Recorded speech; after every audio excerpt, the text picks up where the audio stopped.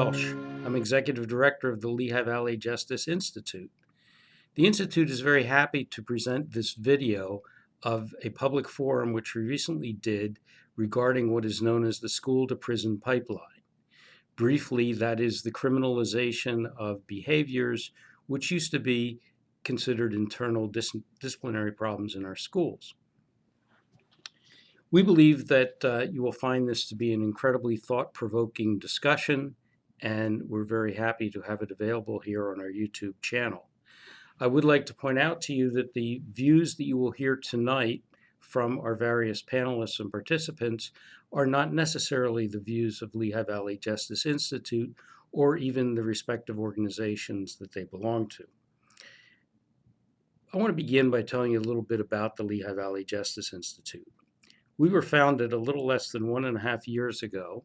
We're a 501c3 nonprofit, independent, and nonpartisan research, policy, and advocacy organization working toward a reimagined justice system which is equitable and fair for all of our communities.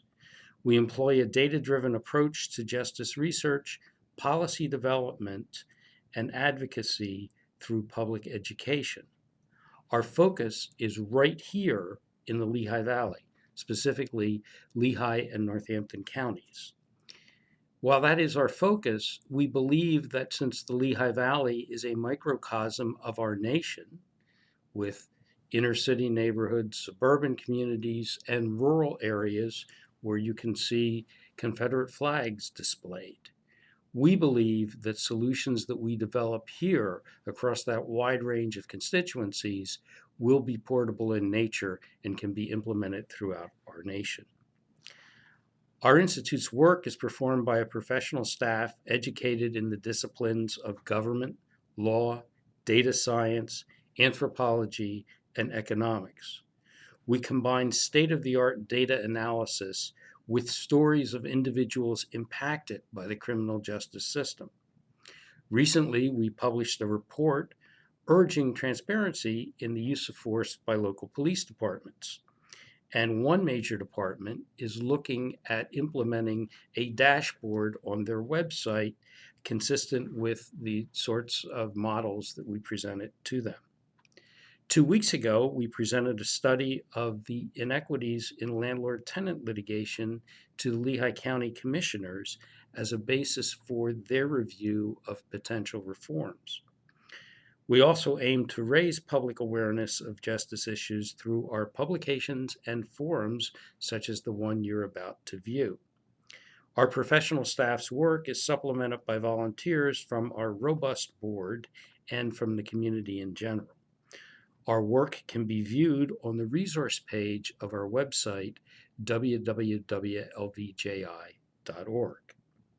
We also partner with like-minded organizations on specific projects. Recently, we joined Community Action of Lehigh Valley's Color Outside the Lines initiative. We are providing our expertise and research on criminal justice issues as part of their comprehensive review of the many racial and ethnic justice issues facing our Lehigh Valley. Now, in our program that is being shown from our public forum, we will begin with our board president, Marvin Boyer, who is also the chair of the Bias-Based Policing Committee of the Pennsylvania State Law Enforcement Citizens Advisory Commission.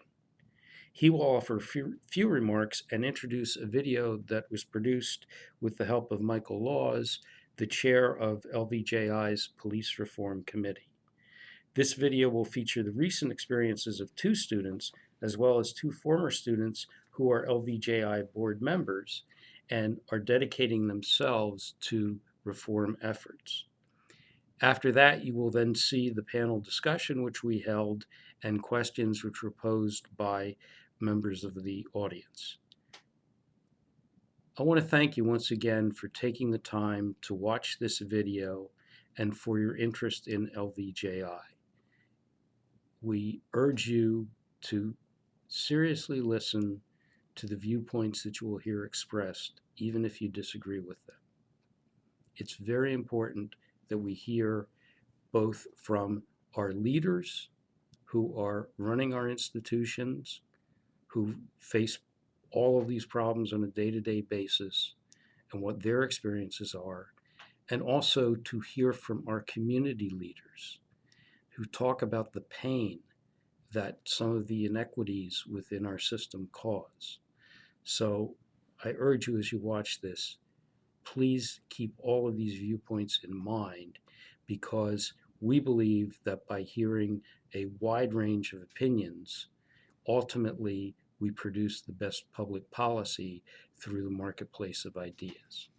So I hope you find this video to be very thought-provoking and enlightening, and thank you again for watching.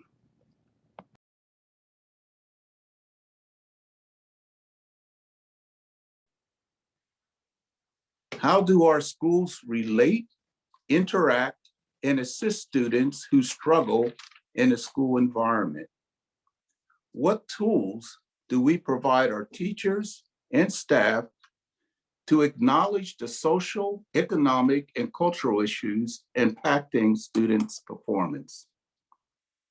Tonight, our panel will discuss and explore these challenges and offer solutions aimed at improving student performance, successful integration, and eventual graduation.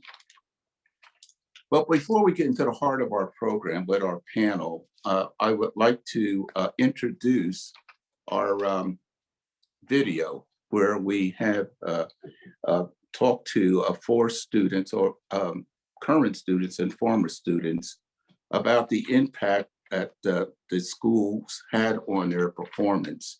And they will share their individual stories about how it shaped their vision and kind of led the path to what they eventually did subsequent to their graduation from school.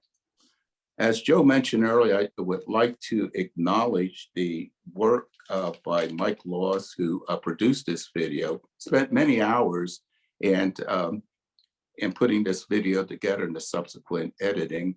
So again, my thanks on behalf of the board and staff to you, Mike, for your work and dedication to this process. Thank you. So with that, without any further delay, let's roll the tape. Let's take a look at this video. Joe, if we get that video started.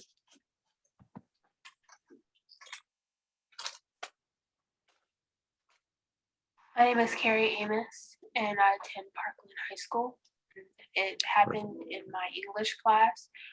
My teacher was reading a book called Mice of Men, and she read a slur, which was the N-word, and it really upset me because they were some of my favorite teachers, and it just feels like, I don't know, it feels like just all trust is lost. And she told us that there would be some words, but she never gave us an option to choose if we wanted to listen to it or read it silently like the other teachers did. But she thought it was a good idea to just do what she wanted to do. Instead of giving an apology, they told us that, well, it's educational. And when we still said it was wrong, they followed up by saying that there was another teacher in the classroom and, you know, that she had a Black family member, so it was okay. It just like hurt my feelings because like, what does that even have to do with this situation?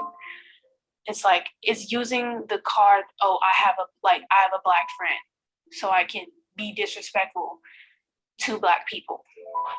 I guess they use that as their card to get out of it, but still didn't make the situation any better, just made it worse.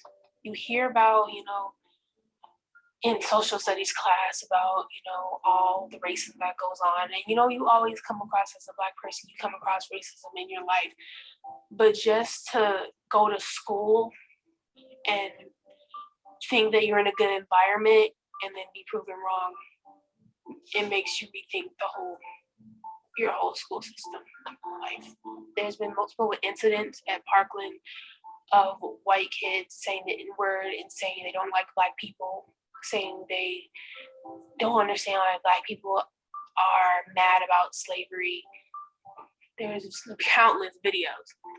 And it's so surprising because it's the people you sit right next to in math class, or it's the people that, you know, you talk to and say hey in the hallways. And then to go home and see there's a video saying that they don't like you. It's just, it makes you not want to trust people at all.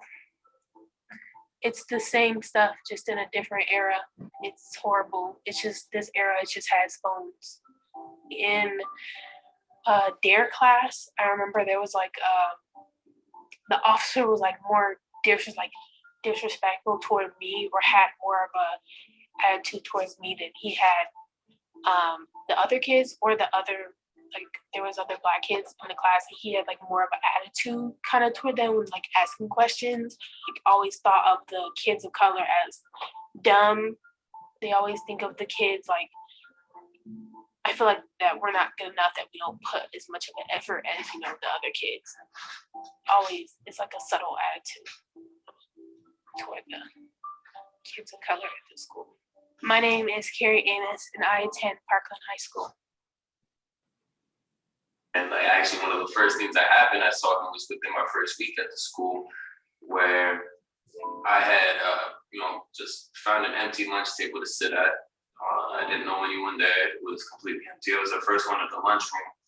And when I walked in, I sat down, ate my lunch, and this is like the third or fourth day I'm there. And then I had some people approach me, and they didn't tell me why or anything, but they asked me to come into the hallway with them. And next thing I know, they're telling me that someone had told them that they had seen me being stealing things from the lunch line and putting them in my pockets. They made me empty my pockets in front of them. All I have is my student ID, my spork, and my cell phone. I hadn't stolen anything.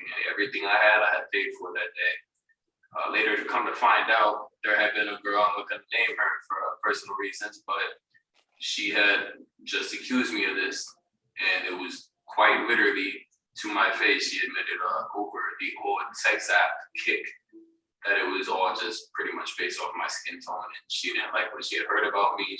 After that, for about 2 weeks, I decided to take my lunch and go eat it in the bathroom, found a stall that was relatively clean, and I would eat in there until I was like, all right, this is kind of disgusting. So then I went back and I would just figure out where I would sit. My first locker neighbor, he would literally say something racist to me every single morning, a different racist joke. The white across the road, this, that, how many Black people are in your family tree? Oh, I have Black people in my family tree too. And I'd be like, oh yeah, is that so? And then he would reply, yeah, they're still hanging there.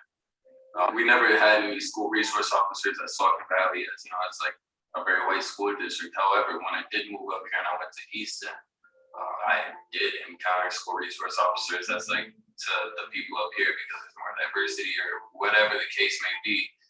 The Easton is a school district where school resource officers are needed. And one of the few fights or few altercations I got in there was actually with another white student, but for some reason he decided to have an issue with me that day. And we were in cooking class, whatever, he had shoved me out the way, like forcefully shoved me. I got upset. He was carrying a plate of spaghetti, so I pushed it into his face. And next thing I know, I'm getting literally thrown over a lunch table, threw a chair at me. And I don't really know what happened with the school resource officer that came, but I did feel as if there was some sort of bias towards the white student, as he was the aggressor. And, I didn't feel like we got the same treatment. I'm not sure what his punishment was, but I got completely expelled from the Easton School District because of this incident. And that's actually why I ended up at Saucon Valley 3 days later. However, like, the school resource officers, as far as I can tell, weren't that diverse. And like I said, it might be my own biases, it might be my own reasoning, but it did feel like, I was seen as the more aggressive one, although I wasn't the instigator of the situation. I don't like to be an instigator. I like to mind my own business. That's 100% of the time within my mentality. So, you know, in this particular situation, I did feel as if there was like some sort of bias towards me, you know, some sort of, oh, the Black kid is being more aggressive. And, you know, I was being more aggressive, but that was definitely because like, I had physically been attacked. My name is Manuel Mclean. I was born in the state of Texas. My mother is from Haiti. My father is a native Texan. 22 years old as of today, March 4th, 2022.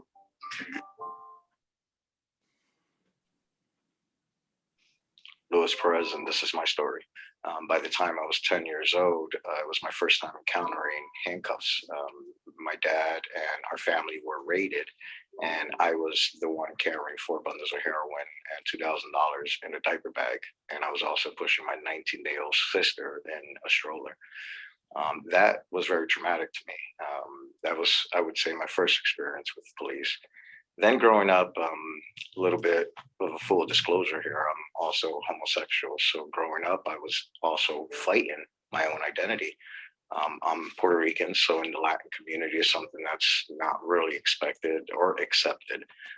We are raised to be the men of the family, and that's what's expected of us. So I felt like I had a lot of frustration, anger, a lot of misunderstanding. Why was I feeling the way I was feeling? And on top of that, feeling the pressure of being in a middle school now. And that's where a lot of the bullying tends to start. So I had a lot of troubles in middle school. I was constantly fighting, defending my own honor. My dad went to prison. My mom was left to take care of us. And I ended up getting a load of donations of dressy clothes. That's all I had to wear. So going to school, I used to get picked on a lot. Either I was the gay boy or the church boy, because I was always dressed up in dressy clothes. I had a lot of encounters with the school resource officer. And at the time, we had a school resource officer that was really, really tough on us. It was just more like that was the very definition of the school and prison pipeline. I got arrested as well at the age of 14 for a fight. After that, I got put in juvie. I ended up going to detention center, which I ended up getting shipped out to a boot camp, which honestly, being truthful, was the best time of my life. It got me away from my immediate environment. My children would be in high school and in middle school. If they got into a fight, it was like always the solution was arrest. At 13, my daughter and my son were jumped. And when they were jumped, there was someone who recorded the incident. We took that camera, that phone, in the middle of the fight, the phone fell. We grabbed the phone, took it to the police department, and my daughter was charged with a felony aggravated robbery charge. My daughter was being judged and being accused of something because of me being on probation. And at the time, being on probation was hard for me to fight for my daughter because I was trying to fight for my own freedom at the time. So I say that, you know, school resource officers can be a benefit. I had an incredible relationship with one, but then we also can have the upside of that, what we don't see. When I was in prison and I was released, many of the times that I was charged was petty crimes. It was survival, it was shoplifting. I had parking tickets. So, I mean, there were many times I was in prison for different reasons. And one time I had a probation officer that was really being hard on me. He had violated me without no cause. I had to restart my probation. Then it happened to me a second time, completed my whole 2 years of probation, and I got violated. And I decided to stand up for myself. At that point, I went back to talk to my sentencing judge. He was no longer there, and I ran into the judge that was taking over my case, which happened to be Judge Kelly Bannock from Lehigh County. And that's the judge that really just made the defining moment and change in my life. With the opportunity that Judge Bannock gave me, because I definitely consider it an opportunity, she heard me out, she listened to my situation, and truly gave me the opportunity to change my life around. She put a system in place. She connected me with trusted resources. It's been over 15 years now that I've been giving back to the community.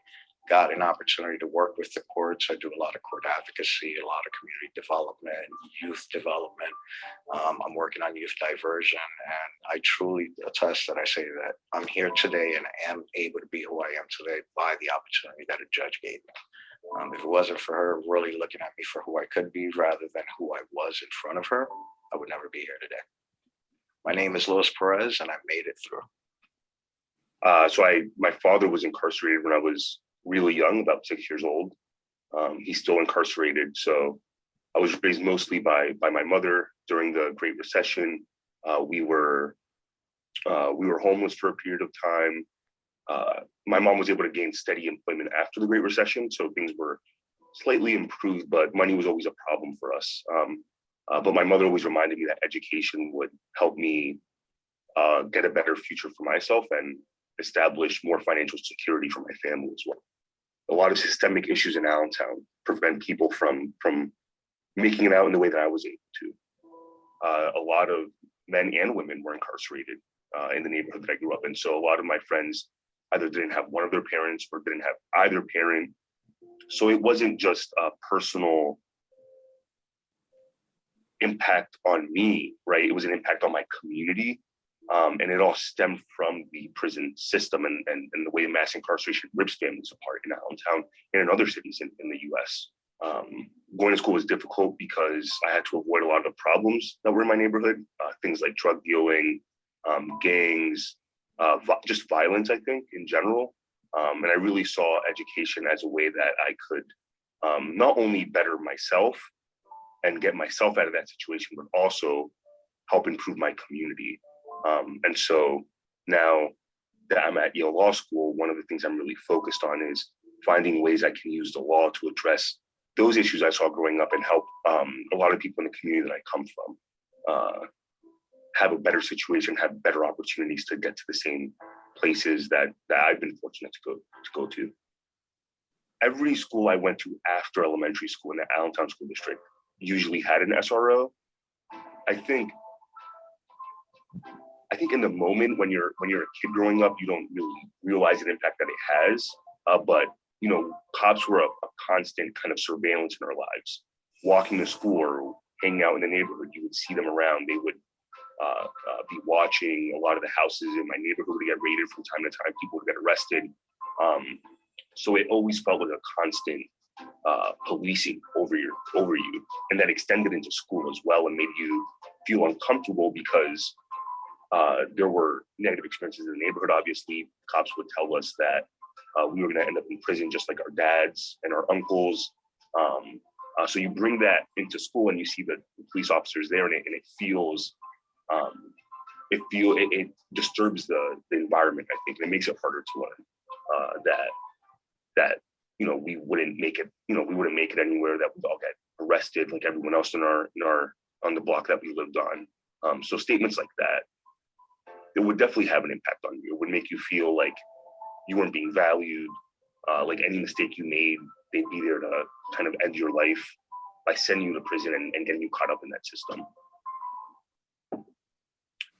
Some people have the mindset that when you do make it out, you never go back, right? I'm out of this situation. I can establish a better future for myself. I'm not going back to the place to come from anymore. And that was not my approach. I always saw education not only as a way that would help me make it out of Allentown, but also as a way that I could go back and improve the community that I came from. And that's what I've been working on through community organizing work, through public interest law now that I'm in law school and be an attorney. So my goal has always been not just to make it out, but also to help the people in the community that come from make it out as well.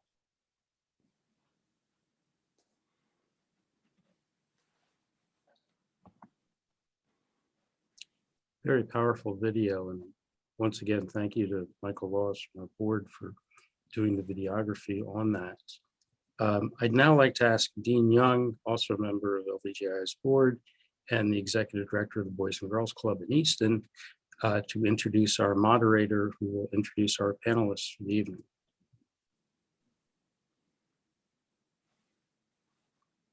You need to unmute yourself, Dean. Thank you, Joe. And before I introduce our moderator, I just wanted to offer some kudos again to you for your leadership, Marvin, everything that you do, and Mike, Carrie, John, Lewis, Roberto, outstanding job. Thanks for crystallizing and bringing this conversation to the forefront. I have the distinct honor and privilege of introducing our moderator for this evening. For most of you, this gentleman requires no introduction. He is very well known throughout the Lehigh Valley, the Stroudsburg area, due to his personality, his wit and leadership. Some people say good looking too. which you will see very shortly. His visibility extends well beyond the Lehigh Valley. In the Eastern community, he's known as a go-to guy for his inspiration, his outstanding years of service to the community, having continued to move our community towards a more just place to work, live, and play.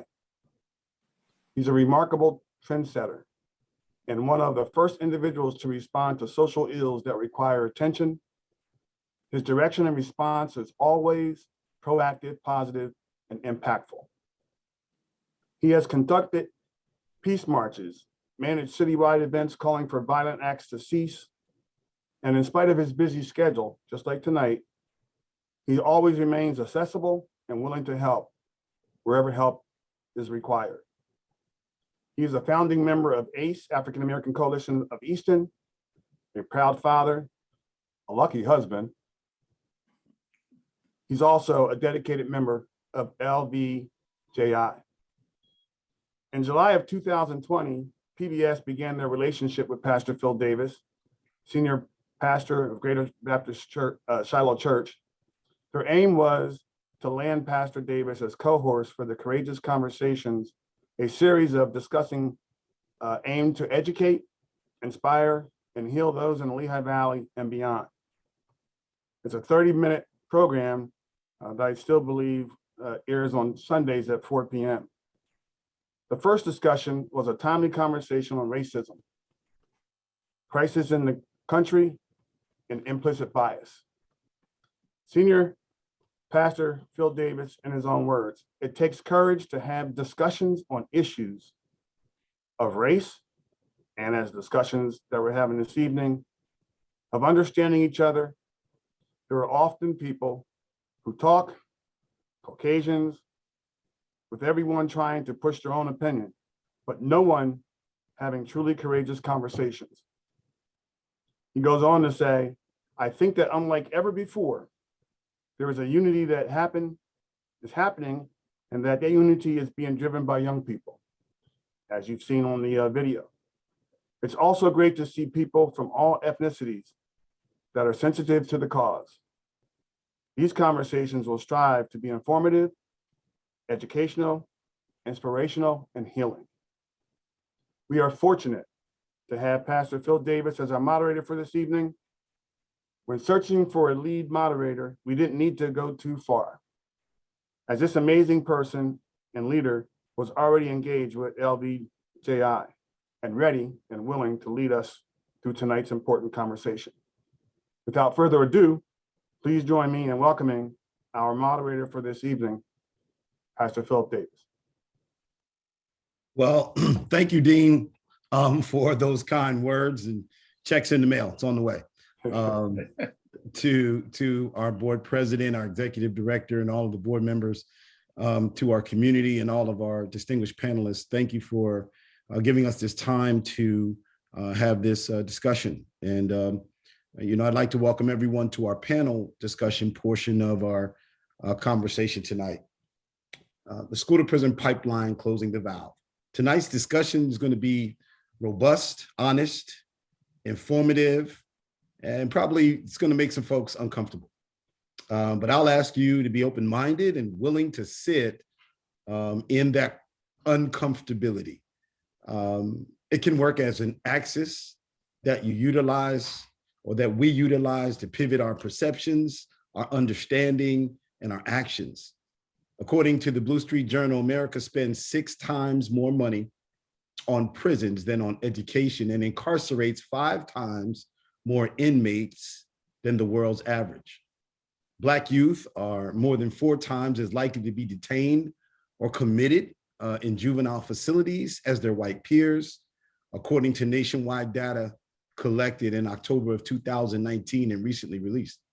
In 2015, Black youth's incarceration rate was 5 times as high as their white peers, which was an all-time peak. These statistics and the things that were mentioned earlier should make you very uncomfortable. And so we're going to have a robust conversation tonight. I know we only have 30 minutes, but there'll be 15 minutes at the end for Q&A. We're graced to have wonderful panelists, all extremely qualified and equipped to educate and to inform us of the problem and some solutions that we can focus on to move forward. Dr. Hassan Batts is the Executive Director of the Promised Neighborhoods of the Lehigh Valley, a Black-led anti-racist nonprofit organization dedicated to the liberation of all people. He's the founder and president of the Prison Survivors Network and a founding member of the Society for the Healing and Study of Historical Trauma, and a board member of Penn State Extension. He also serves as a member of the Governor's Commission on African American Affairs. Now, for all of these individuals, these are the abridged version of their CVs, because they've all done tremendous things. Dr. Helona Oakes is Associate Professor of Political Science at Lehigh University. She's the author of Privatizing the Polity, SUNY Press, and co-author of Getting a Cut, Contextual Understanding of Commission Systems and Gratuity. She's published in Public Personnel Management, Journal of Public Management and Social Policy, Journal of Ethnicity and Criminal Justice, Justice Research and Policy, Journal of Public Affairs Education, Policy Studies Journal, Social Science Quarterly.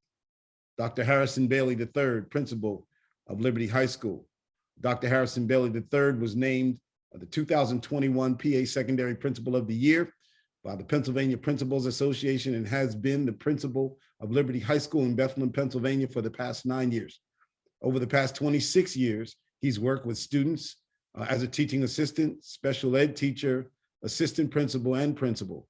Under his leadership, Liberty High School has become one of the leading trauma-informed high schools in the state. He's the co-founder of the Multicultural Student Leadership Conference, which has developed high school youth for the past 10 years. Gada Makoshi, she's a community advocate with the ACLU. Gada is a community advocate of PA focused on school policing reform. She brings over 8 years of experience advocating for inclusive quality education for all students. In September of 2020, she co-authored a report with other members of the Black Girls Equity Alliance entitled Disrupting Pathways to Juvenile Justice for Black Youth in Allegheny County. And in January 2022, she and Harold Jordan co-authored the ACLU of Pennsylvania report, Student Arrests in Allegheny County Schools. Last but surely not least, David Pipperada. He's the superintendent of the Eastern Area School District, the Northampton County resident, the father of 2, has been in education for 33 years.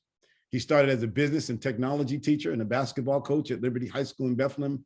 Then he moved on to be an assistant principal and then principal at Palisades High School in Bucks County, where he worked alongside our good friend, Superintendent Joseph Roy. I'd like to welcome all of our panelists. Let me kind of frame the conversation around this statistic. 40% of students expelled from school each year are Black. Black and brown kids, according to a recent study, make up 70% of those arrested in school, despite making up only 29% of the school population. I want to jump right in for time's sake. And I want to begin with you, Dr. Batts. You are a survivor of the school to prison pipeline, and you're doing tremendous work in the community. And I want to kind of allow you to take us back to the foundation. In your mind, where did this system get so broken that we are incarcerating these children, Black and brown children specifically, versus educating them? Is it because of the crack foundation? Is it because of the Eurocentric model of education, or the Eurocentrism that has, covered the world, white supremacy, which our education system is built on? I'd like to hear your thoughts around that. Thank you. It's great to see you, Pastor Davis. And you hit the nail right on the head, right? All of that. So I'll start by saying that the system is not broken. We've heard this before, that it's doing exactly what it's designed to do. And I've been taught to not call it a pipeline, but to call it a nexus. So oftentimes schools are the school system and the prison system are part of the same system. They're creating jobs for people outside of our community. I give the example that, as a survivor of multiple juvenile and adult prisons, that the only thing that the New York City public school system did for me was it prepared me for prison. The violence, the disregard, the disrespect, the dehumanization that I experienced in the schools that I attended, right? So I'm not speaking to all schools necessarily, but the schools that I attended prepared me for the dehumanization of prison and the violence of prison. And it started, and I'll say briefly, right? I was left back in kindergarten. I often tell that story. But when we really begin to look at the history of someone that's incarcerated, we look at this idea of subjective discipline that occurs throughout our educational system for having your hat on, for disrespect, for things that are really in the eye of the beholder, right? That are centered in the implicit bias that exists. And, you know, I'll say in closing for the sake of time, I saw a meme one time that really stuck with me. And it said, police are to Black men as doctors are to Black women, as teachers are to Black children. And that's not a shot at every teacher, right? But that's to say, when we bring teachers from outside of our community that don't have relationships with us, that don't have developmental plans and mentoring and support to work within communities and children that they're not familiar with, and some that bring biases with them, right? Just like we talk about police brutality, there's healthcare brutality, there's educational brutality. So again, these systems all work together. America is grounded and founded in white supremacy, and it shows up in every way, in every system that sustains it. Neely Fuller says, Julie says, if you don't understand white supremacy, what it is and how it works, everything you think you understand will just seem to confuse you. And that's a paraphrase. Everything else will just seem to confuse you. So if we think that this system is designed to educate our children and to make them be their best selves, that is not true. And it takes a lot of work. There are teachers out there that want to do the best. And if they want to do their best, they have to commit to working and developing themselves and learning and finding mentorship and finding community that is centered in the liberation of children of color and poor white children. Thank you. Thank you for kind of taking us back a little bit and also affirming this idea of it not being a pipeline, but it being a nexus, right? It gives a different perspective and understanding that many of our children are being processed, right, to move right into prison from school. Dr. Oakes, Helona, I'd like to ask you, from your experience, what are the effects? And we'll maybe pivot to our principal and our superintendent, but what are the effects in your mind of the school to prison pipeline or the school to prison nexus? Tremendous. And I want to point out sort of the wisdom of what Dr. Batts just said, because a lot of people do refer to the school to prison pipeline.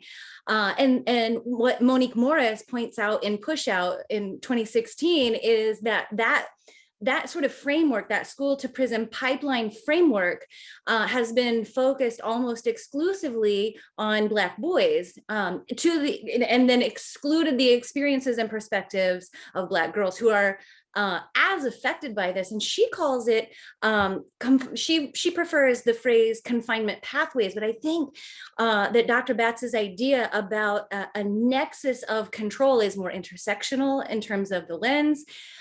It also pulls in these other effects that we need to understand better, and that's the politics of trauma. I think the effects that are greatest are the long-term and intergenerational effects of trauma. These aren't just traumas that are our own. On my mother's side, my mother is Cherokee and Apache. She's the first person in her family to make it past the 6th grade. And that has everything to do with the history of Native Americans and boarding schools.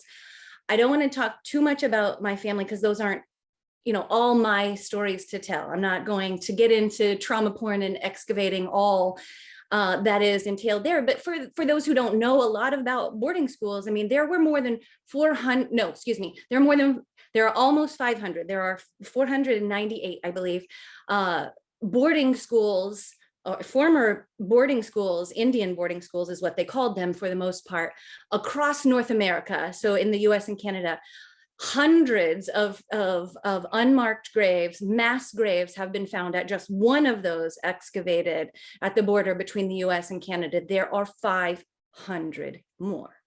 That's an intergenerational trauma that meant I had to navigate my way through school on my own.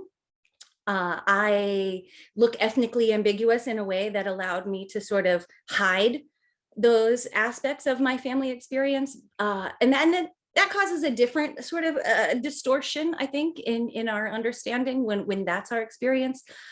But I think, you know, we need to give more attention to the intergenerational trauma. Thank you. Thank you. It's important. And Dr. Bailey, you've been very instrumental, specifically in your school, in dealing with trauma in the context of the schools. Why was it important for you to engage in that space and create a safe space for students? Sure. And thank you for conducting this and having us here this evening.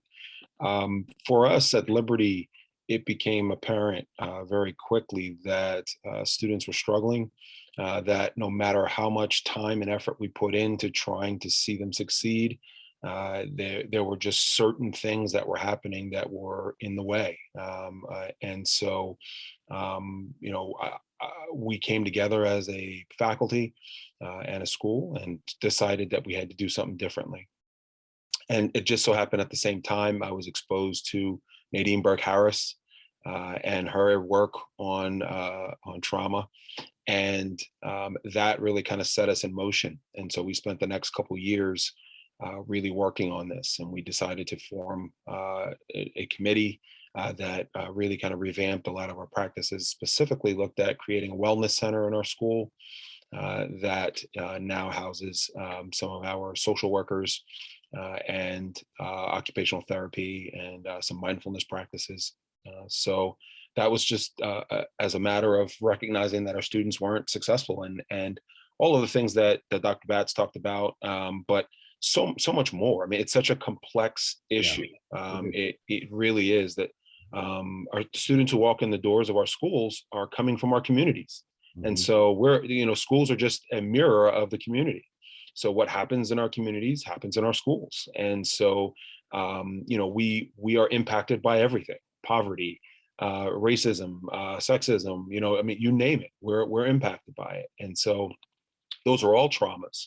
And, if you look at them through the scope of ACEs, they all qualify as ACEs, right? And so we had to do something about it. And fortunately, we had a school district and a school board that was supportive of it. We were fortunate enough to get some major grants and went to work. And so fortunately, we had that created just prior to the pandemic hitting. So, we are now in a position where we have that in place. And quite frankly, I don't know what schools are doing who don't have wellness centers in their schools. I don't know how they're surviving. We're now at about 650 SAP referrals at the Student Assistance Program. So those are referrals for students who staff or other students are seeing that are struggling and that really need support and services. And we're at 650. And that's huge. I mean, it's just massive numbers. And quite frankly, the bigger problem now is finding people to do the work. You can't find social workers. You can't find psychologists. One parent I just met with told me that St. Luke's told her it would be a 6-month wait for their kid to see a therapist. So that's what we're dealing with right now. Okay. Thank you, Doc. And it speaks to the deep pain, right, that is happening in our students. And then, right, that trauma continues to manifest itself in behavior, right? So when you're hurting on the inside, we always say hurting people hurt people. But I'll also say that many times hurting people hurt themselves. And so the challenge, of course, then becomes, how do we move forward and how do we address those issues? But before we get there, I want to go to you, Ghada. You did some tremendous work with the ACLU in Allegheny County that really lifted up some of these inequities and disparities that are happening. And can you talk a little bit about what your outcomes are? I have a few of them here. In 2018 and 19, 1 out of every 51 Black boys was arrested, compared with 1 out of 316 white boys enrolled in schools in Allegheny County. In 2018, 2019, 1 out of every 69 Black girls enrolled in Allegheny County schools was arrested, compared with 1 out of 894 white children. So can you talk a little bit about kind of the drivers and what you all were able to unearth in regards to your findings? Yeah, absolutely. So a lot of this started because we were finding that the data that we were looking at was very unreliable. So a lot of the state and federal data were underreporting arrests. And we were really trying to dig into, accountability and transparency of the school districts in Allegheny County. And so one of the biggest things that we found, we used the juvenile justice data. And I say that like it was straightforward, it was not. It was very difficult to gather. But what we found was that in school districts in Allegheny County, underreported arrests to the Pennsylvania Department of Education by over 82% and over 78% to the civil rights data collection in the 2017-18 school year. So they reported that 167 total students were arrested when there were actually 762 students who were arrested out of 852 arrests because students were arrested multiple times. And the underreporting isn't just an Allegheny County issue, right? So our state and federal data is underreported even in major cities like New York and LA. But within Allegheny County, we found that the student arrest rate was more than double the state rate. It was 3.5 times the rate in Philadelphia County. Over 40% of the arrests were for minor infractions, the top two being simple assault, which doesn't necessarily require any injury or physical contact. And drug charges, where we found over 90% were for possession of a small amount of marijuana. And I will state that even though you will see aggravated assault on there, if a student were to do something which is considered simple assault to another student, but it was directed at a teacher, so again, may not be any physical injury, it is automatically bumped up to aggravated assault because they're a protected class. Yeah. So there may not actually have been any physical contact. So that's something to be aware of as well.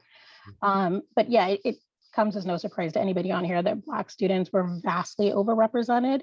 But one thing that we did find is we looked at school districts that had large and small enrollments of Black students across Allegheny County, and they all had significant disparities. But in fact, the largest gap between arrests of Black students and white students happened in school districts. In the top 10 school districts we looked at, they happened in 8 out of 10 school districts that had enrollment of Black students that was less than 7%, had the largest gap in the arrest rate. The other thing that was a big issue was students with disabilities. And so this is where the civil rights data collection was vital. If students are not reporting, school districts are not reporting accurate arrest data, we actually don't know how many students with disabilities are being arrested because that's the only source of the data. Police records don't capture that, juvenile justice data doesn't capture it. And so we gathered as much as we could, but even though in Allegheny County, we found students with arrests were being arrested 3 times the rate of students without disabilities, that could be vastly under the number because we really don't have all of those details. And Black boys with a disability were arrested at 6 times the rate of white boys with a disability. Black girls with a disability were arrested at 8 times the rate of white girls with a disability. So we had some pretty significant disparities in Allegheny County. Yeah, that speaks to some real systemic issues, right? It speaks to implicit bias. It speaks to a system that Dr. Batts talked about was not broken, but it's operating exactly the way that it was created to operate. Dave, I want to bring you in here as a superintendent, right? You have responsibility for a complete school district, the one that I happen to be in. We've had many great conversations. Why do you think that these numbers are so slanted towards minorities from an administrative superintendent oversight perspective through your lens as a man? Well, I think there are a number of reasons. The first one is that we've refused to acknowledge that this is an issue. And so the first thing we have to do is admit to ourselves that it's happening, and it's happening on a regular basis, as your panelists have described. And that's going to require a cultural and an attitudinal shift among all of us, including myself as the leader. If we're not spending time, as Dr. Batts said earlier, developing relationships and getting to know our students, and instead processing them, of course, this is going to be the result. So I think, we have to look at providing our teachers and our staff the training they need to approach students, to understand the difference between real crime and typical adolescent behavior. We have to do that with our police officers in the building and our support staff. And we have to really focus on how do we adjust our behavior first in order to get those numbers back in line. And I think, when we talk about what we can do with students and for students, that has to start at a very early age in terms of how they can be successful in school. Because the frustration they feel when they're not being successful in school will often come out in behaviors that are counterproductive, not just for them, but for those around them. And so, the professional development that has to happen with the teachers and the staff that I mentioned, we also have to work with our students, the ones who have experienced trauma, the ones who, for whatever reason, have not quite figured out how they're supposed to operate within this system. And then allow them to be kids, quite frankly, and to capitalize on that and to capitalize on their creativity and their differences, their excitement, their passion. How many of us can walk through our elementary schools and see that passion, excuse me, that's happening from all students that come from all families. And then you get to the middle school and the high school, and all of a sudden that passion drops off. So again, in order to fix it, we have to acknowledge it. Thank you. I mean, there is a historical imbalance, and thank you for that, David. There's a historical imbalance, right, in inner city schools, right? We see that they are underfunded. And so many a times, historically, systemically, through redlining, right, our kids end up in inner city schools, right, which was a government-sponsored, supported process of creating ghettos and communities for African Americans that they would not fund, wouldn't put money in. Then they fund schools based on, taxes, right, real estate taxes. So our kids end up in schools that are underfunded. That the money is not there to hire. Not all the time. I'm speaking generally. The teachers, right? They're working on with old equipment. Hassan, Dr. Batts, how do we begin to dismantle this system, as you stated earlier, that is working the way it's supposed to be worked, founded on white supremacy? How do we begin to dismantle that? How do we begin to have a deeper conversation about, I think as David said, acknowledging that, but acknowledgement is not change. So how do we begin that process of engaging and changing in the spaces?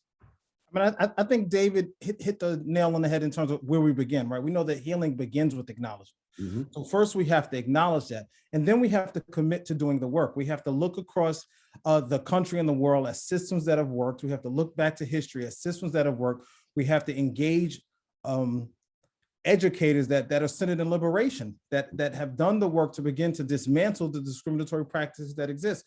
We have to begin to create a pipeline of educators from our community and administrators from our community that reflect the students that are being served. I mean, so people always say we can't find educators of color. Yeah. And when you look around the room and you ask educators of color or people of color, how many people have invited you, engaged, or support you in being an educator? Very few hands go up, right? So we have to create this developmental pipeline. We have to ensure that there's mentorship and accountability. And when we talk about, again, going back to these subjective discipline policies, we have to look at the data. Mm-hmm. What we find when we look at the data is that the same teachers are reprimanding the same students over and over again. I can walk into any school, I consult with schools, and I can look at the data. I can say, show me the same students are being suspended throughout the school year. And then you say, well, who's doing the suspending? It's the same exact teachers in any district, in any school system. So we have two choices. We can remove them, or we can offer some restorative support to those teachers and develop them so that they can recognize some anti-bias training, right? Some restorative practices training, some trauma-informed training that is specific to them, not general, right? There's the general, the primary prevention, but then we have to look at the people that are infected with this virus, and we have to say, here are the supports that we're going to offer. Yeah. Dr. Oates, can you speak to that as well? When you think about kind of a path forward, how do we engage that space, and how do we create paths forward that are going to help uplift and really dismantle some of those things that are supporting this school to prison nexus? I want to go back to, may I call you Gada? Ms. Nkoshi? Gada, yeah, Gada's fine. Gada. when you talked about the nexus and made sure to include that intersection of disability, I want to dig in a little bit more in on that in terms of that as a potential solution, because we have a lot of disability invisibility, right? And lots of people with disabilities feel like they have to hide those, which makes it even more difficult. That in itself becomes a barrier. And it's not just that's not the only form of invisibility, right? The other form of invisibility is filtered through this race, gendered, classist, and heteronormative lenses that make us see some things as not necessarily a disability, right? And so we can see a Black child with autism, for example, on the ASD spectrum, and in every case, those students will be treated more harshly than all other students, including white students with ASD. And so this, and I think that Wilberto's testimony in the video we saw at the beginning is further evidence of that. So was Jean-Luc's, right? That when we are confronted with these stereotypes, right? Stereotypes cognitively, I should qualify this. Some of what I'm saying is informed by my previous work as a therapist. So before I was a political scientist, I was a therapist. I've thought about going back to it because you're right. There is a therapist shortage. Dr. Bailey pointed out, huge therapist shortage in the Valley. One of the difficulties is that we have focused so much on punitive measures and we aren't focusing on really thinking about what are our abilities? What are our students' abilities? And meeting people where they are, like Dr. Batts said, not just the students, but the teachers. Don't make these sort of universal solutions, but make them highly personalized.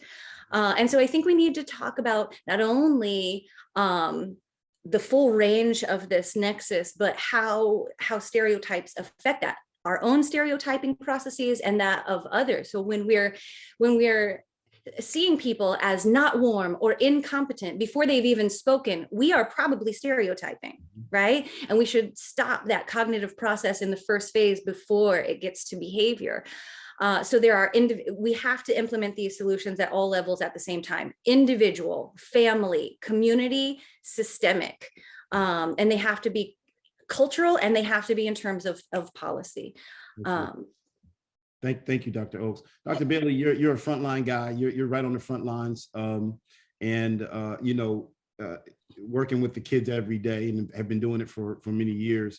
You've experienced children from every walk of life with every challenge in front of them, and teachers. So how do you, as a principal, as an administrator, as an academic, see a path forward to really begin to stem this tide and close the valve or stop the nexus, as they say? Oh, something easy like that. Write the book. It'll be a bestseller. Go ahead, bro.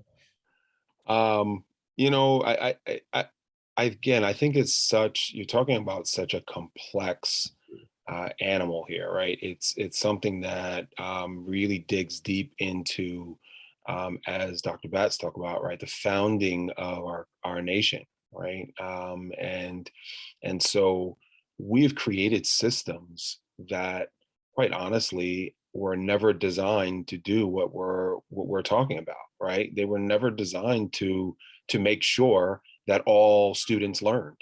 It was never designed to see that everyone could be successful. I mean, let's just be honest. That's not what the systems were designed to do. And so we have been in hundreds of years of retrofitting, right, to say, how do we now reach all kids and do this great work? And so when I look at the people who do this work, people have biases. It doesn't matter what you do. You can find people with biases in every walk of life, right? We all have them. And is there 100% of everybody who is in education, their loving what they do and are meant to do it. No, of course not, right? But the reality is most of the people I know who are in this business are here because they love kids and they really want to be there for kids. But the reality is that as Dr. Bass pointed out, they're not all prepared to do that. Not in the state that we're currently in, not with the needs that our students currently have. And so we have to be more focused on making sure they're prepared for the challenges that they face.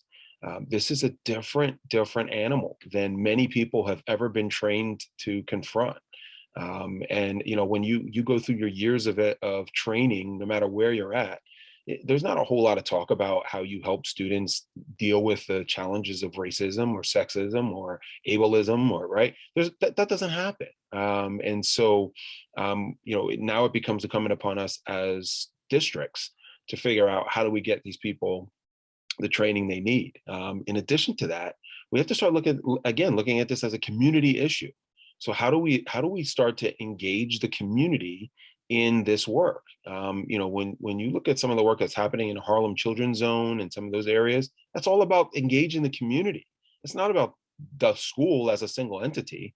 It's about bringing everyone together to recognize that this is a systemic issue that we all have to be a part of. And quite frankly, that work isn't happening. It's not happening. And our kids are hurting. Our adults are hurting. I look in the faces of teachers every day. I look in the faces of my secretaries and custodians, and they're exhausted. They're exhausted.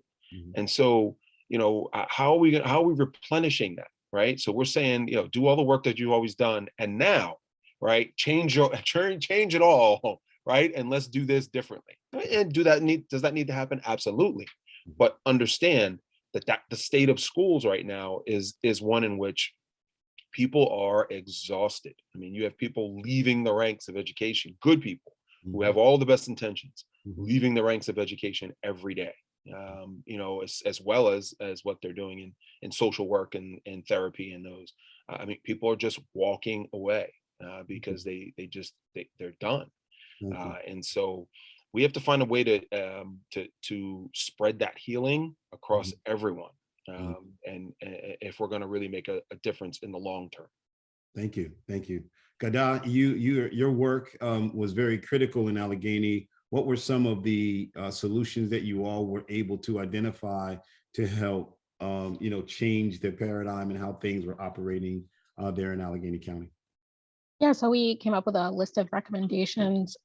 We were recommending that schools adopt a policy restricting police involvement in ordinary school discipline for low-level infractions. So this is something the Philadelphia School District has done. They created a policy where they listed, a number of things that school police or any police were just not allowed to get involved in, things that cell phone violations, dress code, other things that really were school matters, and police just shouldn't be involved in them.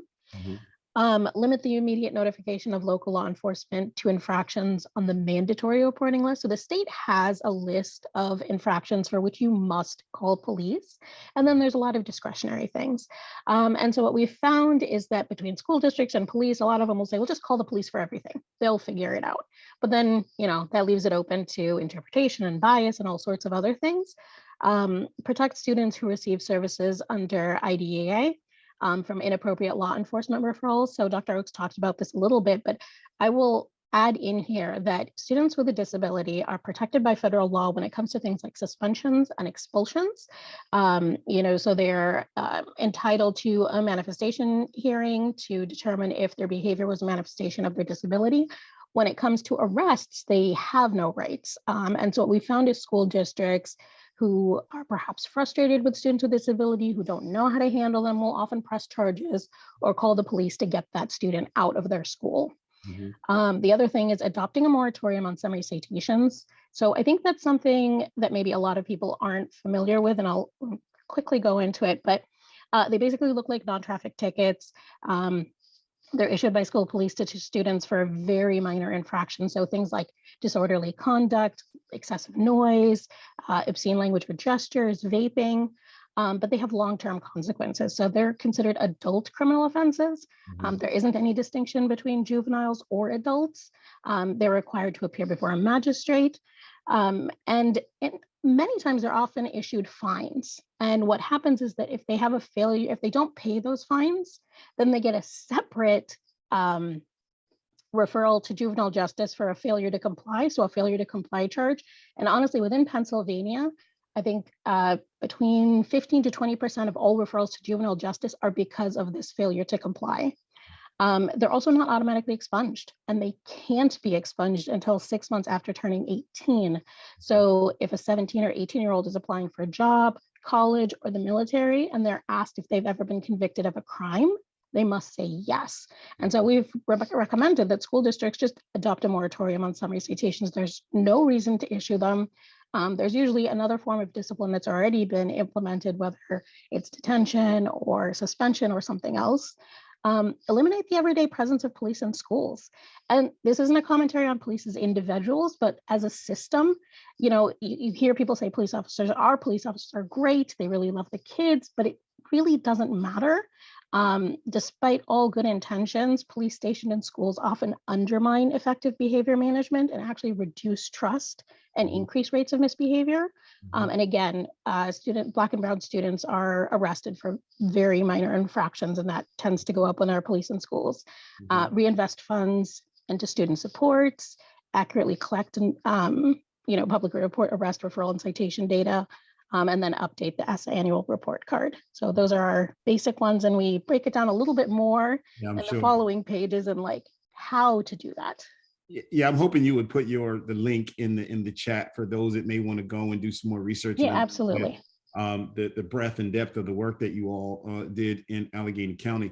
Ms. Pipperada, Dave, has there been any, and this is just not for Eastern Area School District, but a larger conversation around this zero tolerance policy, right? Because it is clear through the data that many a times, as stated by Gada, that African Americans and Hispanics are more heavily judged, right? These mandatory minimums, if you will, from the tough on crime, time in the 80s. Has there been revisiting of that to lighten those punitive responses to behavior that may not require a child to be suspended or expelled? Is that a conversation that's happening at school districts or not? It is, and as a matter of fact, most districts, if not all, are moving away from a zero tolerance policy and trying to take a much more practical approach to students. I want to just dive a little deeper, if I can, Pastor Phil, because as Dr. Bailey said, I think really it is a systemic issue, and in order to really address this, and we could target specifically, which students are we suspending, why are we suspending, why are we expelling, when are police involved and not, and that's the topic today. But if we dive deeper and we look at the system and what has to happen across the entire system, we started with an anti-racist resolution by the board and made it very clear that this was a non-negotiable in the Eastern Area School District. And as you know, through the work of our Diversity Alliance, we sat down with members from our community and said, what are the areas specifically that we have to address? And we came up with 6 different committees. And I'll get back to this point, I promise, but we're looking at curriculum, we're looking at discipline and policing, which is what we're discussing tonight.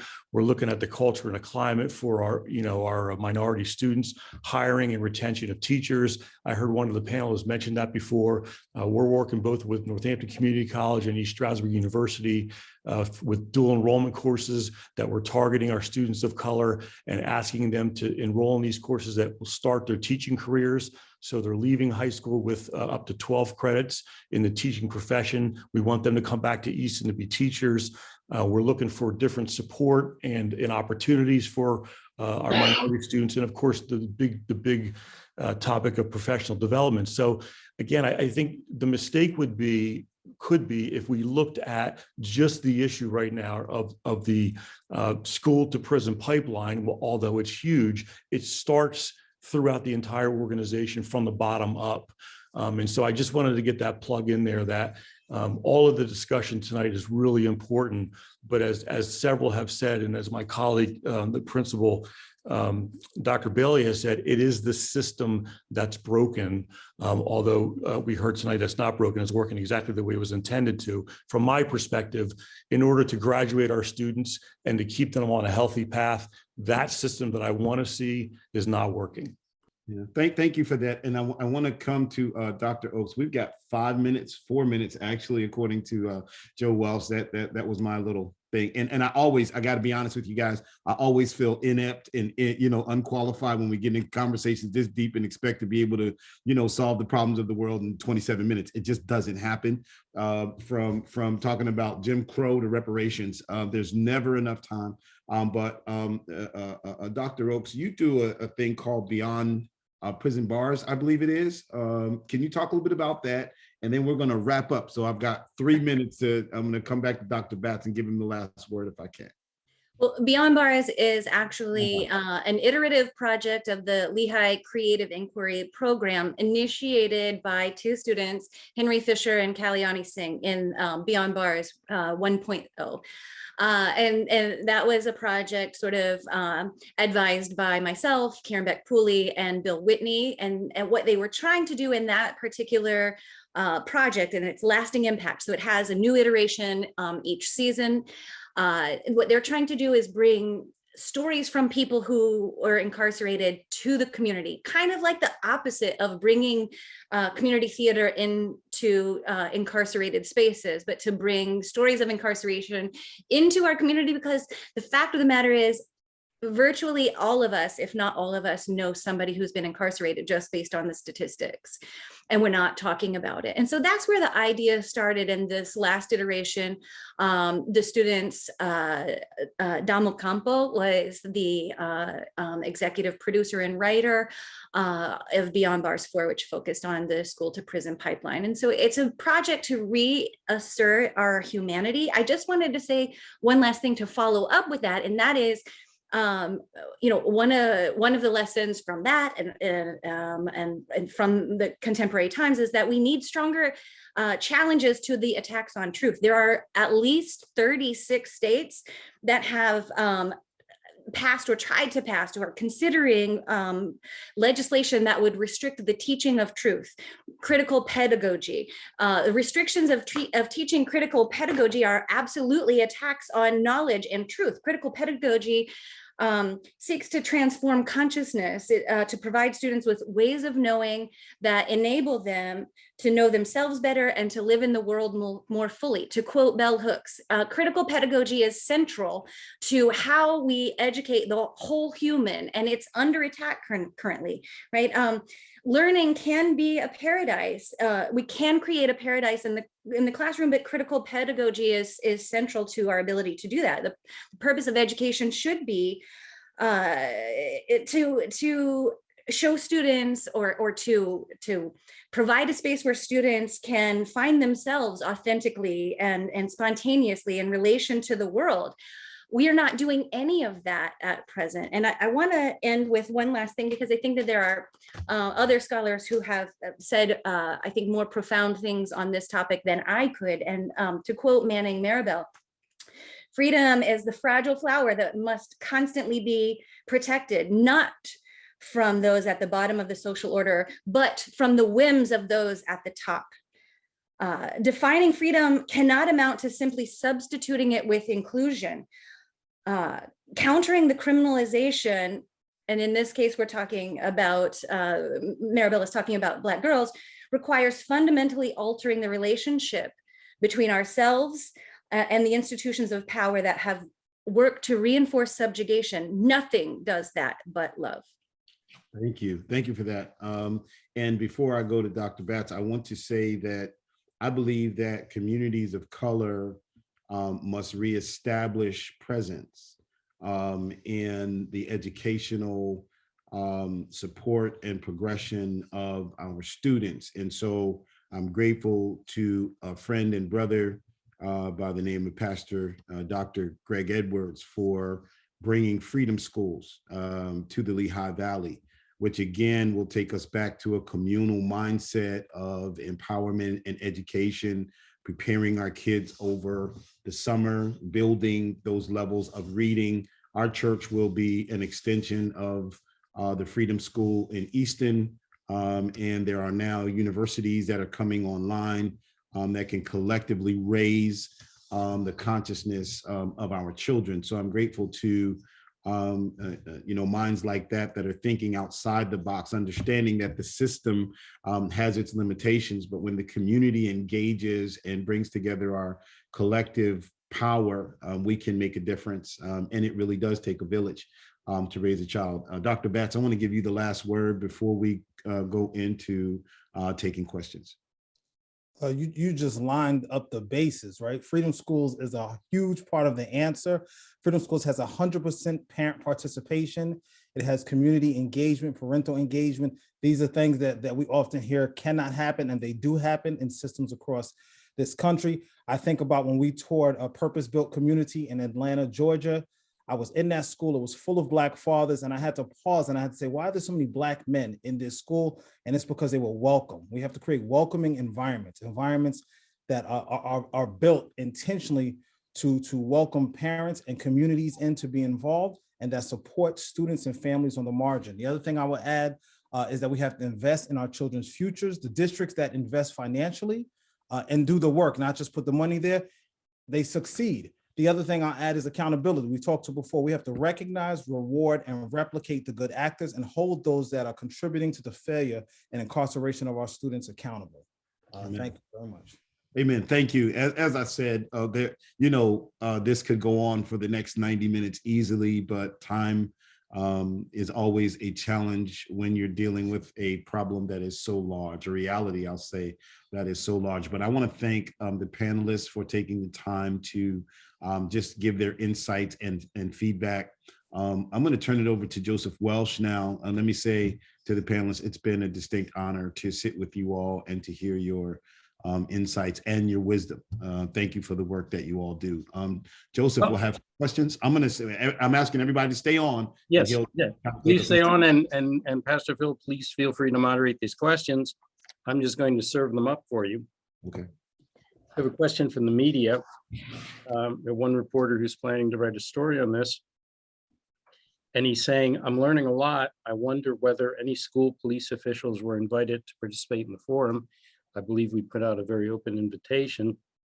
But in any event, I feel like we're missing their point of view.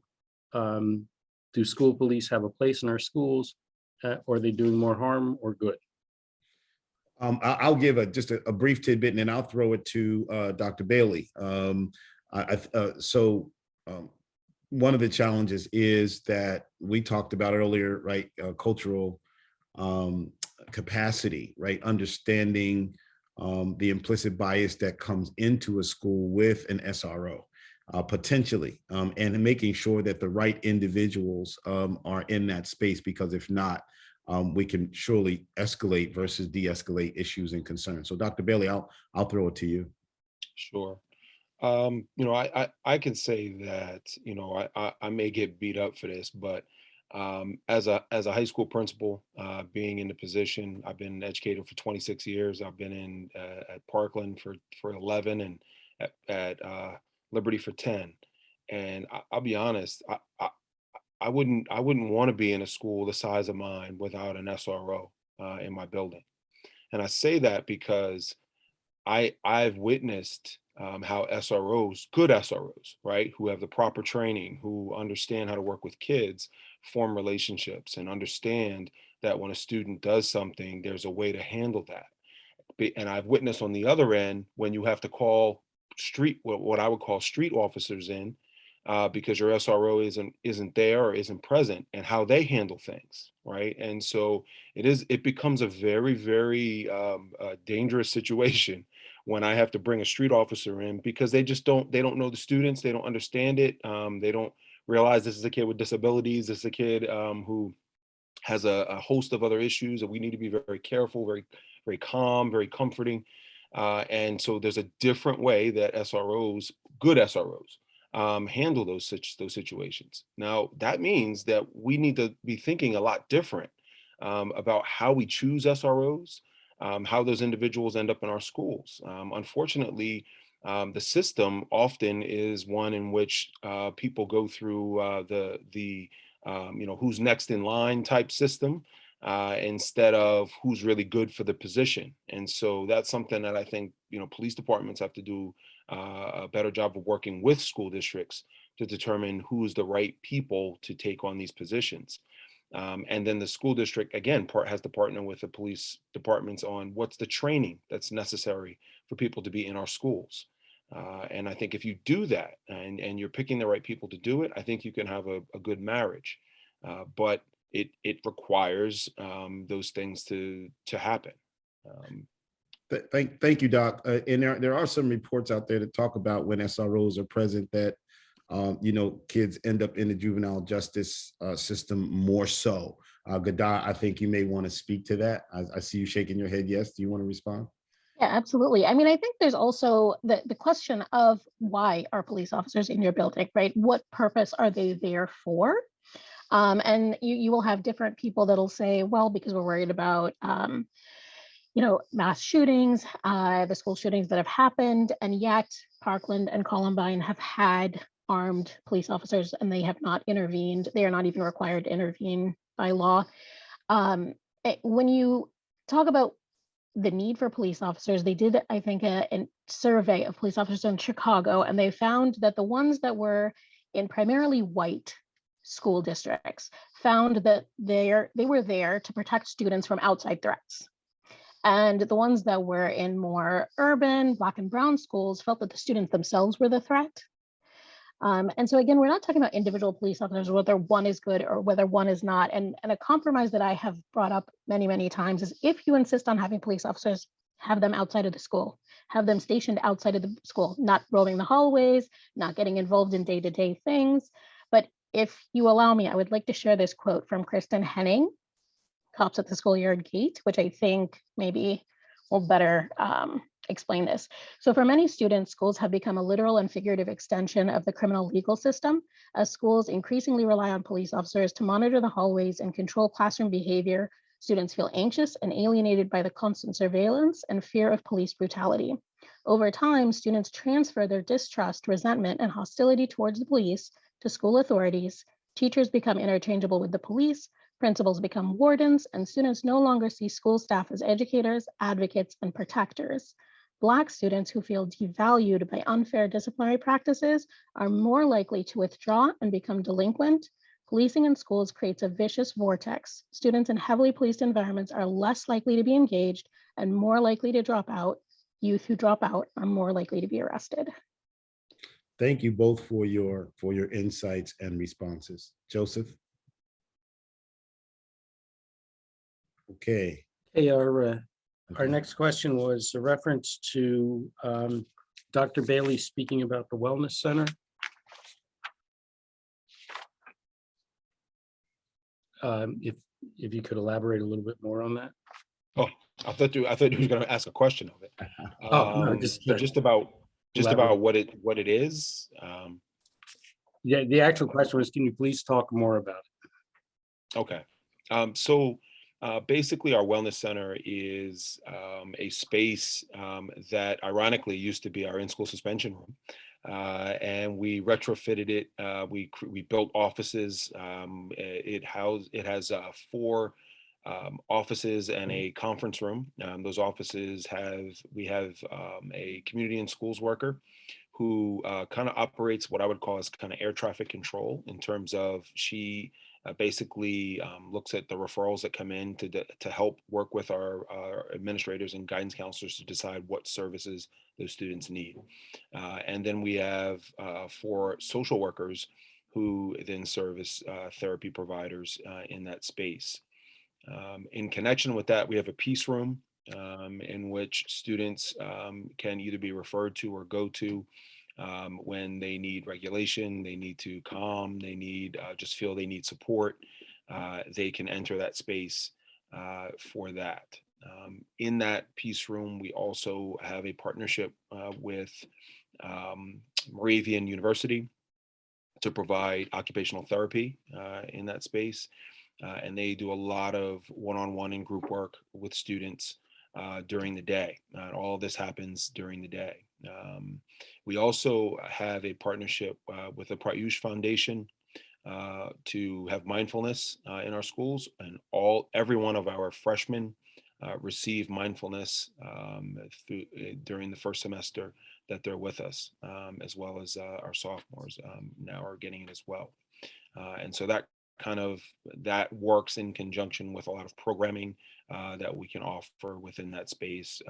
During the pandemic, we had offered yoga for adults, for staff and parents. We offered mindfulness and meditation for those groups as well. And if I may just support that, I think you said earlier, Dr. Bailey, that you had 650 recommendations or referrals into that program. Mm-hmm. Yeah, imagine if that space wasn't created, what did those 650 do, right? And how are they acting when in the halls of the school and in the homes and in our community? So creating a safe space like that has to be therapeutic and helpful to our children. Thank you. Joseph? Okay. Our next question is, what is needed to get more Black teachers in Decay through 12 classrooms? So who wants to take that one on? And now I'll say that 15 years ago or so, we were advocating for Black teachers in Eastern Area School District, and myself and two educators went to the school district and had that conversation. They said, well, we can't find any Black teachers. And so, well, where are you looking? And they said, well, Millersville, Kutztown, in the region. We got the state to fund us to take us on a trip. We went down to Morgan, Delaware State, went down to North Carolina, went to, University City down in Atlanta, and we collected 142 applications, brought them back. Really to no avail within our district. Nothing against Easton. It's just it's a national problem, right? Many times we're not looking in the right places, and we're not sending the right faces to those recruitment programs to bring students back to our school districts. But there's a shortage of African American teachers across the country. But is there anyone that would like to address that? About bringing more minority teachers into our school districts? Sure, I'll jump in, Dr. Phil. Pastor Phil, sorry. All right. Yeah, I'm on my way. Yeah, Dr. Pat, yeah, you are indeed. You are indeed. As you mentioned, we are specifically paying attention to that. And one of the teams that I mentioned earlier tonight in our Diversity Alliance is focused on hiring and retention of minority teachers. It is difficult, there's no doubt about it. As you said, there's a shortage across the entire country. Oftentimes we find candidates and they don't necessarily have an interest in moving to where we're located.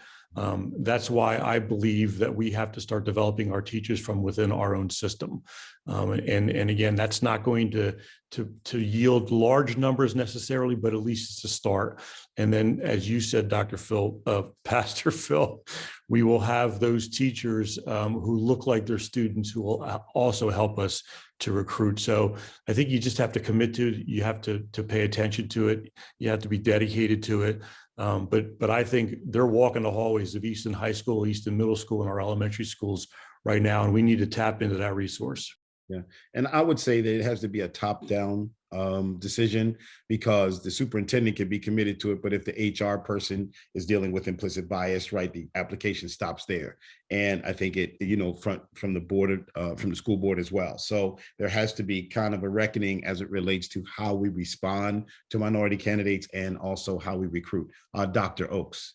I just wanted to say, because in higher education, we sometimes have similar sorts of conversations, and I hear from administration too many times that it's a pipeline issue, and I'm sorry, please forgive my language, that's bullshit. There are plenty of qualified Black candidates. Why aren't we looking at HBCUs if you really want to recruit people? Mm-hmm. Right. And so one of the fundamental problems is our refusal to acknowledge the knowledge of some people. That we, when we focus a lot to bring it to the research of John Powell, who is the director of the Haas Institute for Inclusivity, who is the foremost scholar on othering, right? Othering is the focal point. It's the starting point for the cognitive process of discrimination, and it alienates us, right?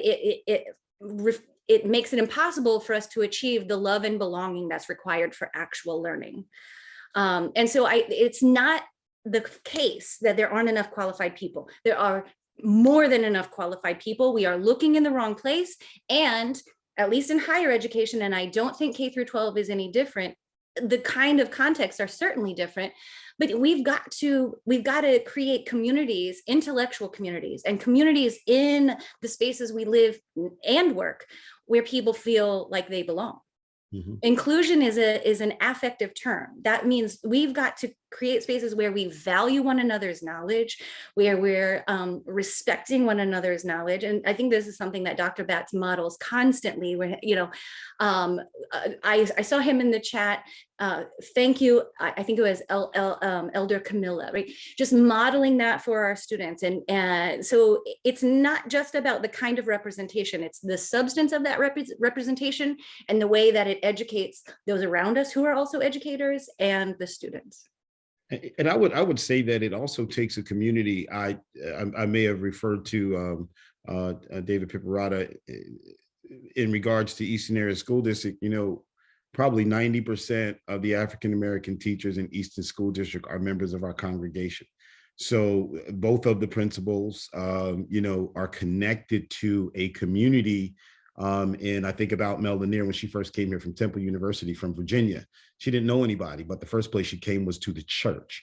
And that church provided support, community uplift, encouragement, brought her into our village essentially. And she's been a teacher for 20 plus years in the Eastern Area School District. So it's important that when we are reaching out to these students, I think I saw Elder Camilla say it again, that it's a hard sell to bring someone from New York, Philadelphia, Norfolk, Virginia, to come to the Lehigh Valley to want to live and build a family. It's a beautiful place, but if you don't know anyone, right? And one of the things that they say when they come to the Valley, where do Black folks at?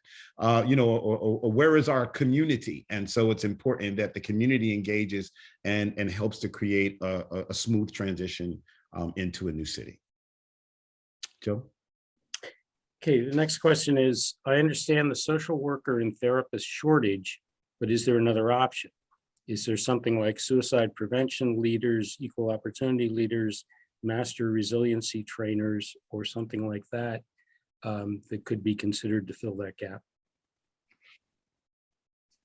So I know we've talked a lot about this as far as having violence interrupters, peace builders, mentors, and others from the community come into schools and work with the students that they know because they're a part of that community. And I understand COVID made it really difficult the last 2 years to do that. And that is the time when students needed more support than ever and really weren't getting it across the country. But yeah, there are many opportunities, I think, for people in the community to join, but it's also a responsibility of the school district to welcome people. And I found a lot of schools don't welcome parents, especially parents of color, right? There are a lot of barriers to getting involved and participating. And so we have to work on that too, to be able to get more of a community into our schools. We started a program called Safe Corridors. We were walking children home and creating safe spaces in the community for kids to go home to prevent bullying and things like that. Because the community schools coordinator reached out to us, which led to, it was so successful, right? Because there was 0 incidences as we had our team of what are called credible messengers. These are people from the community that are in relationship with the children, that look like them, they know them, they have reputations and respect in the community, and they have compassion for the children that they engage with and the families. So it led to the schools inviting us to come in, walk the hallways, be a part of the environment or the milieu, so have it, right? Just to let the kids know that they're loved, that there are people that care about them, there are people that understand them, they can stop and have conversations, and just that presence is a deterrent. There are districts across the country that are using grandmothers rather than police, and they are finding success. And I mean, you can check the data. They're using grandmothers in the school and they're finding success. So when you have people in the environment that love children, that hold them accountable, that believe in their greatness, that welcome them even on their worst days, you see different results. Thank you. Joe? We have another question directed to Dr. Bailey.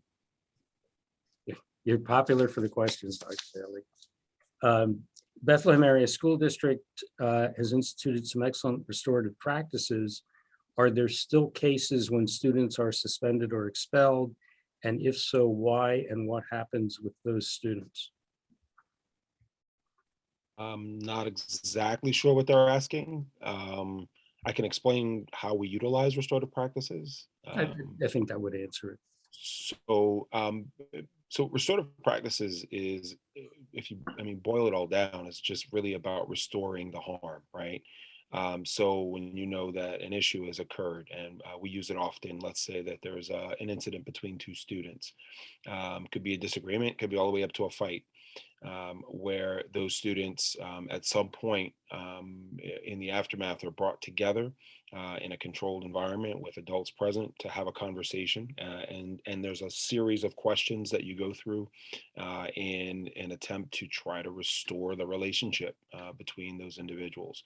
And we've done it with teacher to teacher, custodian to custodian, student to student. We run circles all the time. In my conference room, all my meetings are done without tables, and that's to kind of remove the barrier between people.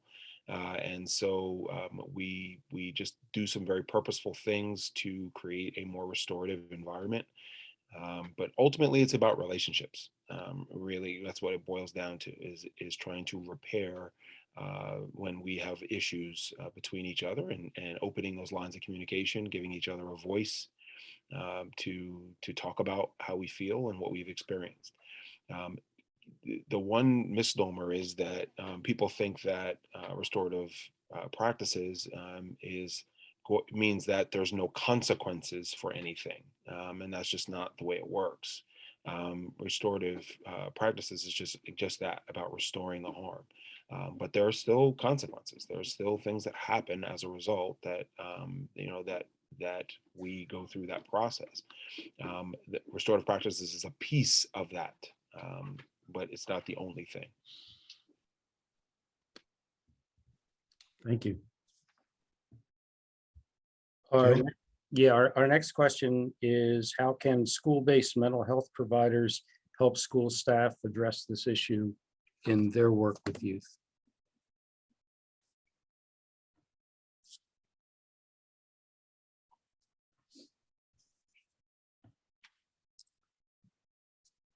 David, you want to take a stab at that? Sure, be happy to. I know we have a psychologist on the call here too, so I certainly will defer to her. Anytime we have professionals in the building who have an area of expertise that could help all of us be better at what we do. We know teachers wear a lot of different hats today. And as a result of the shortages that we were talking about earlier, they have to take on the issues that students are being faced with, that Dr. Bailey explained. Anytime you can sit down with a professional and hear how you can actively listen and provide students with support, make sure that you're able to direct them to the right area, to the right person, to the right professional that has the expertise beyond you. But as has been said numerous times tonight, those relationships are critical, and kids have to feel comfortable coming to their teachers.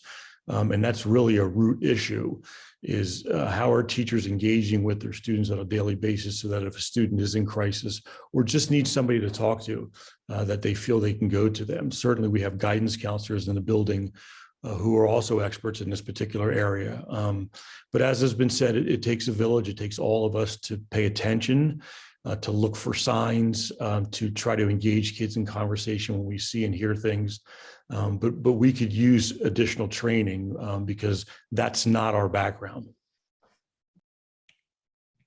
Dr. Oakes posted something in the chat. You want to just kind of expound on that? Oh, sure. I was just sort of reinforcing what Dr. Bailey was saying about restorative justice practices for those in the audience who might not be familiar with what restorative justice is. And so that's just a really simple, straightforward, what is it meant by restorative justice? I think to follow up, is it okay if I call you David? Okay, so to follow up what David said, I mean, I am a psychologist, but I haven't maintained my licensure, and you get what you're paid for. So I'm just kidding. I'm only joking. You know, the thing about having more counselors in schools is we, instead of thinking, okay, helping professions, this is going to be better, understand that helping professions can be and have historically been as punitive, right? People who want to read more about this could read Therapeutic Nations by Diane Millian, When the Welfare People Come, Taking Children by, oh gosh, and it'll come to me. Anyway, we have a long history of using child welfare and using therapeutic services to oppress. And so unless and until we see everybody as human, then even therapeutic services can be used to oppress. And so it's not just about, and I think this also speaks to Dr. Bailey's point about SROs, right? Because what you were saying, I mean, if I heard you correctly, you were saying that SROs are not, they're a part of the intellectual community in your school. I think that's probably different than the data that Gadao is speaking to, right? Because it's really, you're really talking about the lived experiences within your school, which it's ecological fallacy to take from the aggregate and infer about individuals in those spaces. And as Gadao has said over and over again, we're not saying individual police officers are bad. We're saying systemically, how can we change that? The simple addition of therapists is not going to change it. It's really, so I heard this story from a professor of mine when I was a graduate student, Dr. Ron Francisco, who's famous for developing a data set on all of the protests that happen across the world, with the understanding that dissent is an important form of protest. And he told me this story in class one time, and I'll never forget it, because I think it's just a really important, I can't confirm that it's true because I'm not a physicist, and I got to talk to my friend Dr. Pepper to find out, Josh Pepper, who is a very famous physicist, if this is a true story, but it makes sense to me, and so I'm going to share it. Apparently there's a physicist named Per Bach, B-A-C-H, who did this experiment to try to figure out when ant hills fail. Is it the size, right? Do the ant hills get too big and they fail? What he found was it's that individual grains of sand are as unique as people, as unique as snowflakes. What matters in terms of our institutional failure, if we can think of this physical experiment as metaphorical, how people come together. What matters is how people come together. If we come together for constructive purposes and to work together, we can hold things together as tightly as fire ants can hold things together.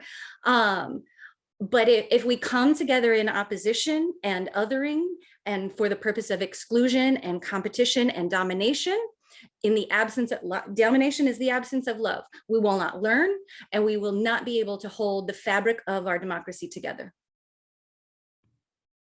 Gadao, you had a statement on that, and I know Joe is probably coming close to taking the last question. Oh, sorry, I just added something in there about preventative techniques. And I think that we tend to focus a lot on the punitive and not on the things that we can do to prevent the action from happening in the first place. And there are different places around the country where schools have instituted a lot of preventative things like meditation at the beginning of the day, just kind of circles with students that, to talk about, what you're bringing to school with you, things of that nature, so that, students feel heard, and that teachers also are understanding where students are coming from, what's on their plate, what are they bringing into the school, because it's unrealistic for us to expect that students are just going to leave all their trauma and leave everything that happened that day outside of the school and just be ready to learn. So just a lot more preventative measures in schools would help our students. Thank you. Joseph? Yeah, we're really at the end of our time. We do have some other questions. There's one quick one that if anybody knows the answer off the top of their head, which I tend to doubt, does anyone know the rates, what the rates are in Lehigh County for Latinx youth in the school to prison pipeline?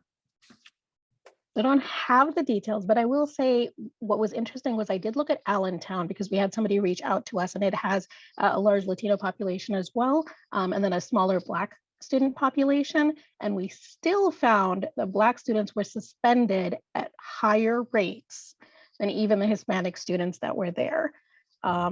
So I think that would also play out when you look at arrests and referrals of students as well. Which takes us back to our beginning. This school to prison nexus, thank you, Dr. Batts, is a real ongoing problem. And it will take all of us to join our hands, our hearts, and our collective minds together to bring change. And I think someone said it best, we're all in this together. But for the Black and Brown community, it requires us to step up, think outside the box, and really move the conversation forward through activism, participation, engagement, and support. It's going to take all of us to make it happen. I'll turn it back over to Joe. I know that he's ready to close it out. I want to say thank you to all of the panelists. You all were amazing. Thank you for your feedback. There's a couple of statements that I saw, a couple of texts I got that said there should be a part 2 to this. Although I'm not in charge, I will submit to those who are, but I would love to participate in a conversation such as this again. Thank you to LVJI for putting it on. And thank you to the panelists and certainly to Reverend Davis for the excellent job tonight. As a token of our appreciation to the panelists, we will be sending you a copy of a recently published book in the name of Emmett Till by Robert Mayer, who is a retired Moravian professor. It details, and it's of course appropriate after yesterday's bill signing, but it also details the role that children played in their own communities as part of the national civil rights movement, and has a number of their stories detailed in the book. So we're going to send that to you just to say thank you for being here tonight. To Reverend Davis's point, yes, we have more forums planned in the future on a variety of topics, and we will be doing follow-up on this topic as well. That's part of our public education function. If you'd like to follow our work, you can do so on our website and check out our resources page where a number of our reports are published, and also watch our videos on our YouTube channel and follow us on Instagram, Facebook, and Twitter. And finally, all of this would not be possible if it was not for the generous support of so many people who are on this call tonight and so many who are out in the community. And we certainly want to thank our foundation sponsors, including our founder, Richard Master, and his Unfinished Business Foundation, which has given us the money to get up and start it here over these first several years. So thank you all, and thank everyone for the work they do to make the Lehigh Valley a more just society. And with that, I will say good night to everyone. Thank you.